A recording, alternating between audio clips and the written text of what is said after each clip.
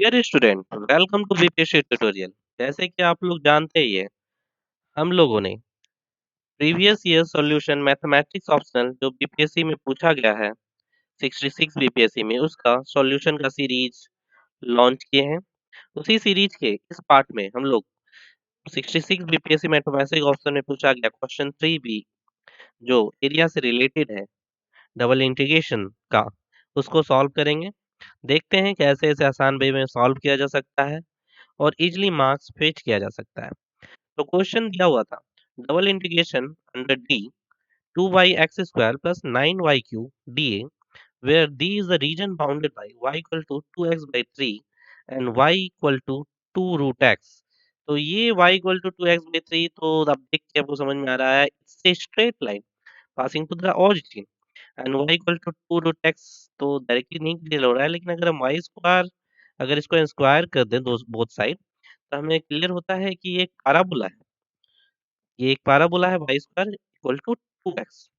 तो इस तरीका से हम सॉल्व कर सकते हैं क्योंकि रूट x है।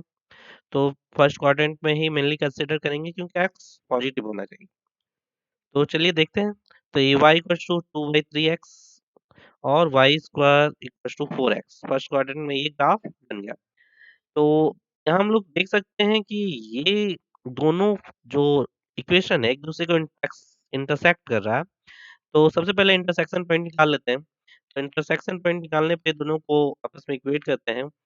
तो y equals to 4x and y square equals to यहाँ से 4/9 एक्स स्क्वायर। तो x equals to 9 and y equals to 6। एक पॉइंट और भी आ सकता है यहाँ पे, x equals to 0 y equals to 0। तो ये 0 वाला पॉइंट ओरिजिन हो गया, यहाँ पे 9 और 6 आएगा। तो ठीक है, इंटरसेक्शन पॉइंट मिल गया। तो हम ये चीज़ तो हमें दिख रही है, एक फाइनाइट रीजन है यहाँ से यहाँ, हम लोगों का यहीं से है इसी रीजन में।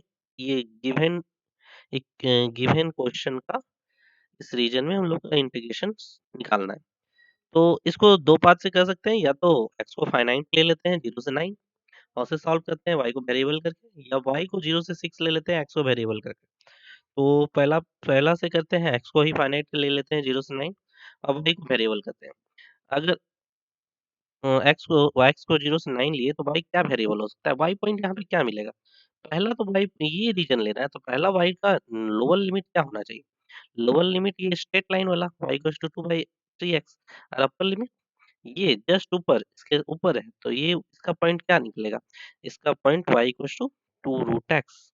तो हमें लोअर लिमिट और अपर लिमिट y का मिल चुका है। तो हम लोग चेंज कर सकते हैं अब इंटीग्रेशन में, y इक्वल्स टू 2/3x और y से 2 रूट x और x तो हम लोग देख रहे हैं 0 से 9 और ये जो है इक्वेशन यहाँ लिख दी है और dA को dx dy में चेंज कर दिया। ठीक है? चूँकि y कोऑर्डिनेट हम लोग लिए हैं, तो y के रिस्पेक्ट में इंटीग्रेशन करना होगा। तो y के रिस्पेक्ट में इंटीग्रेशन करेंगे तो 2y का क्या हो जाएगा, y² 2 तो 2 कट गया तो x² प्लस y² और y³ का क्या हो जाएगा 9/4 y टू द पावर 4। ठीक है? अब अपर और लोअर कोऑर्डिनेट जो x में है उसको हम पुट कर देते हैं। इस ये जो आया है इसमें हम लोग पुट कर देते हैं। इसको पुट करने के बाद ये सिंप्लीफाई होके यहाँ तक आ गया, ये dx यहाँ पे होगा। ठीक है, अब ये एक सिंपल इंटीग्रेशन है dx के रूप में जिसका लोअर और अपर लिमिट 0 से 9 है।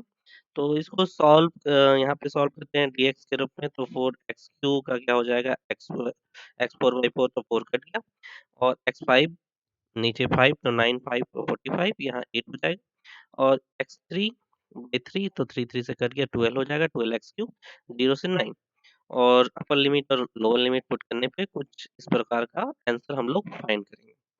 So thanks for watching. For more solution and other material important for BPSC 67th BPSC prelims mains, visit our site www.bpsctutorial.com.